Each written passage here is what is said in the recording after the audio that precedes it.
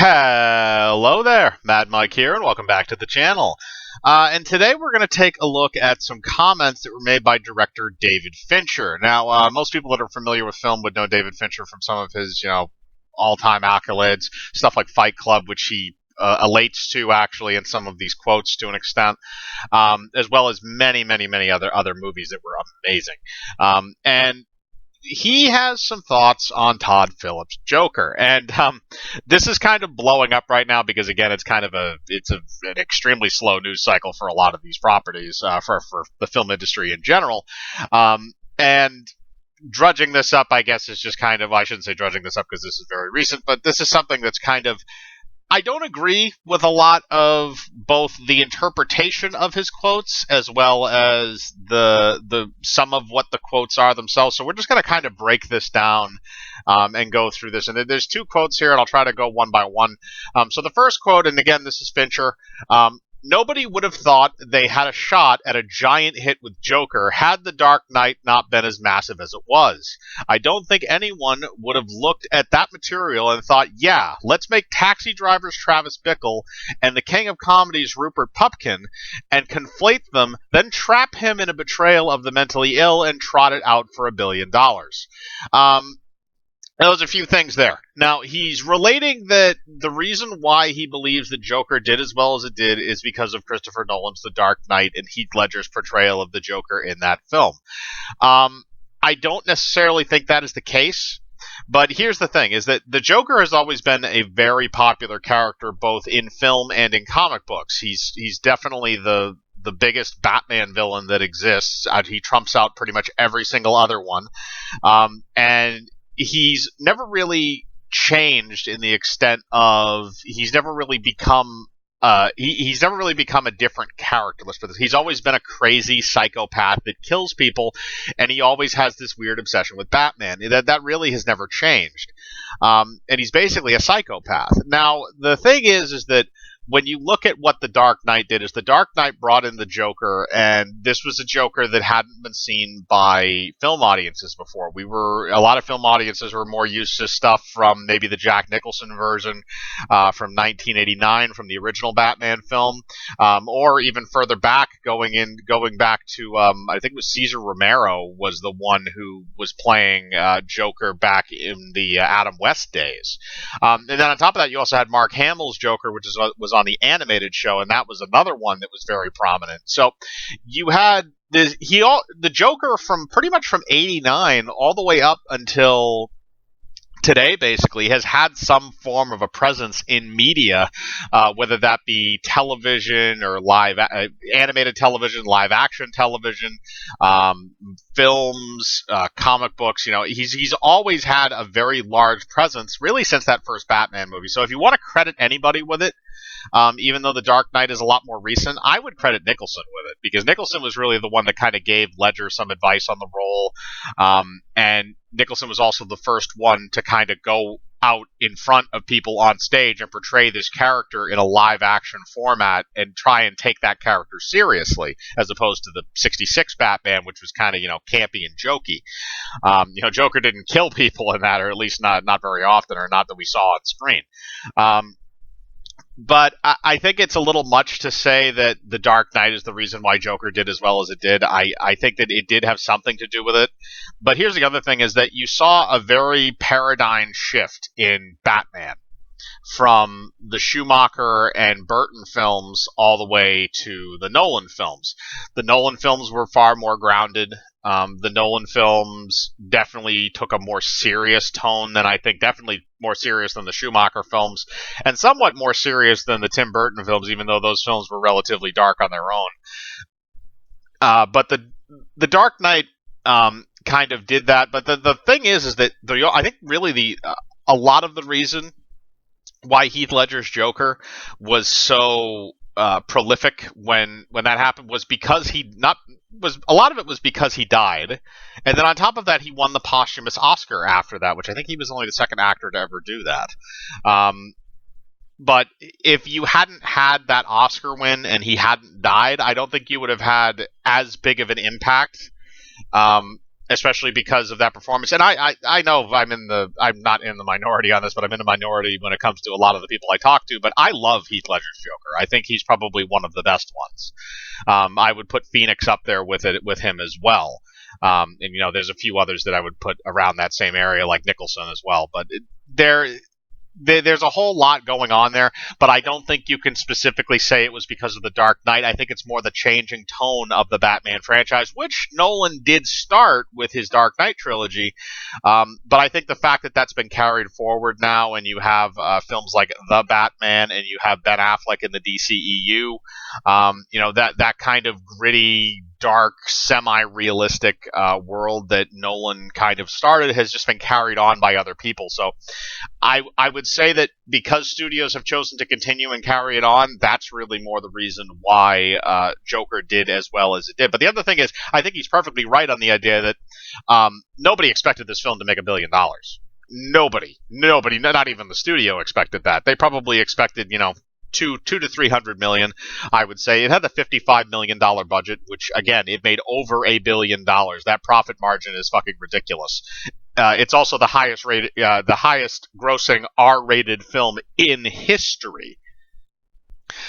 So there's that. I don't think anybody expected that to happen. This is kind of one of those things that's just like it blew up and people never realized it. Now I do understand the comparison, especially with Travis Bickle, with the Taxi Driver idea, because of the way that certain things work out in the movie. I think that's probably a relatively good comparison. I can't remember exactly Rupert Pumpkin's character in The King of Comedy, but I could definitely see that being something, because I think he played a clown. And the last part is really what a lot of people have a problem with, and that is the direct quote: conflate them, then trap him in a betrayal of the mentally ill and trot it out for $1 billion. The Joker's mental illness in Joker is meant to serve the plot. It is not meant to accurately portray mental illness, at least not from what I can tell. The Joker is not a normal mentally ill person anyway. The Joker is not somebody that just has baseline schizophrenia or Alzheimer's or some kind of mental disease that you can put a finger on. The Joker, even in the comic books, they've literally described him as the Joker isn't crazy. He's just evil. He's just literally evil. That's all it is. And then that's kind of his thing, is he's not. They like to play with the idea that he's not really insane, because he does have a lot of strategic thought. He's not just some lunatic running around and just blowing people away in the streets, even though he does do that sometimes. A lot of his plans are very calculated when he's doing stuff, because he has to counter Batman to an extent. And even in Dark Knight, there was a lot of that, where he was quote unquote an agent of chaos, but he was always Heath Ledger as the Joker was always a step ahead of Batman in that film, pretty much. But like I said, that's just kind of a weird little thing. Like, I think people might be taking that out of context, and I know a lot of people have said that, and I kind of agree with it, that's being taken a little out of context. He broke down the movie into layman's terms, essentially. But like I said, I don't think they're trying to accurately portray somebody who's mentally ill in this. I don't think Joker was meant to accurately portray mental illness. I think the mental illness in the movie is a slave to the plot. That's the point. It's a really good. I should say really good. Well, it is kind of a really good story. I do like that film. I think it's a good film. But like I said, it's not the plot is there. The plot is there, and everything in that movie serves the plot. The whole point is you have to get Joaquin Phoenix from point A to point B by the end of the film. The mental illness is there to help along with that. So, yeah, there are some interesting things they do with it where we're not 100% sure in that film whether or not he's hallucinating or if something's happening. But like I said, I don't consider it an accurate portrayal of mental illness, and I don't think anybody should. It's a movie that's supposed to be about a comic book villain. I think if you're taking that to the serious point where you're saying that they have to, that people are pissed that, David Fincher pointed out that it's not an accurate portrayal of mental illness, it probably isn't. But it's just like I said, it's just something that people got really riled up about, and he used. I think it could have been worded differently, maybe, but I don't really have too much of a problem with that. Now, the second quote from him, which is a little further down, um, I'm not sure that Warner Bros. Thought at a certain price and with the right cast and with De Niro coming along for the ride, it would be a possible double or triple. But I cannot imagine that movie would have been released had it been 1999. And that what he's referring to there is his film Fight Club, which came out in 1999 and was a studio nightmare for him to make. He constantly had producers coming down and telling him that he had to change this or change that. There was a lot going on in that film in terms of some of the lines. I mean, one of the more famous lines in that film was Helena Bonham Carter saying, "I haven't been fucked like that since grade school or since middle school or something." And actually, that the original line in that, if I remember correctly, before they changed it, was "You make me want to be raped" or something like that. It was some fucked up line that David Fincher thought up, which I agree that it probably should have been changed. But it's a Fight Club is one of those kind of weird movies that had it was relatively. I'm pretty sure it made a decent amount of money when it came out, because it had a lot of star power in it too. You had Brad Pitt, Edward Norton, Meatloaf. I don't know how much star power he had at the time, but Meatloaf was also in it. And then Helena Bonham Carter before she just decided to star as a homeless person in all of Tim Burton's movies. But regardless, yeah, okay, maybe the Joker wouldn't have come out in 1999, or maybe it would have just been a studio nightmare, like David Fincher's Fight Club was. And I think that's what David Fincher is comparing Joker to. He's comparing it to Fight Club in the sense that he doesn't think that a movie like that would have been easy to produce. He doesn't think it would have come out. If you can get Fight Club out in 1999, you can get Joker out in 1999. That could have happened. I'm not saying it couldn't have, because if you can do Fight Club, which I think in some ways it might be not as bad, like not as graphic and fucked up in certain ways, but it's still a messed up movie. It's still a weird kind of off film that fucks with your brain. And Joker again is a lot like that. But that's just kind of my breakdown of it. I think people are overreacting to this, like they overreact to most things. I think that David Fincher is just giving an honest opinion.